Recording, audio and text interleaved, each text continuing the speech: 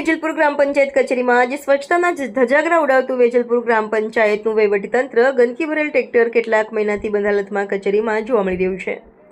વેજલપુર ગ્રામ પંચાયતમાં જ ગંદકી ભરેલ ટ્રેક્ટર શોભા વધારતું જોવા મળી રહ્યું છે, તો પંચાયત હદ વિસ્તારમાં કેટલી ગંદકી હશે? વહીવટીતંત્રને શું આ ગંદકી ભરેલ ટ્રેક્ટર દેખાતું નહીં હોય? સ્વચ્છતાના નામે આવી ગ્રાન્ટોને કોણે કર્યો ભ્રષ્ટાચાર? કાલોલ તાલુકાના વેજલપુર ગ્રામ પંચાયતના વહીવટ કરનારના પાપે લોકોને પ્રાથમિક સુવિધાઓથી પણ વંચિત રહેવું પડી રહ્યું છે।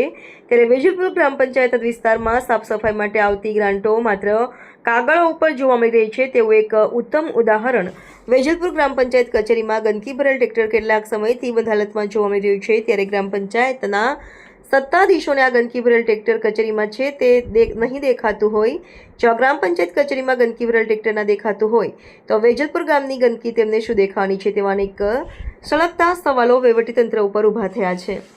ત્યારે વેજલપુર ગ્રામ પંચાયતનો અંધેર વહીવટ કરનારા લોકો ગ્રામ પંચાયતના ટ્રેક્ટરનો ઇન્સ્યોરન્સ વીમો 2019થી પૂર્ણ થયેલ છે, તેમ છતાં હજુ સુધી ઇન્સ્યોરન્સ વીમો પણ ભરેલ નથી। તેમ છતાં ટ્રેક્ટરનો ઉપયોગ ગામની ગંદકી દૂર કરવા તેમજ પંચાયતના કામ માટે કરવામાં આવતો હતો, અને જો આ ટ્રેક્ટરથી કોઈ અકસ્માત સર્જાય અને કોઈનું મૃત્યુ થાય તો તેનો જવાબદાર કોણ તેવા અનેક સવાલો વહીવટીતંત્ર ઉપર ઉઠ્યા છે।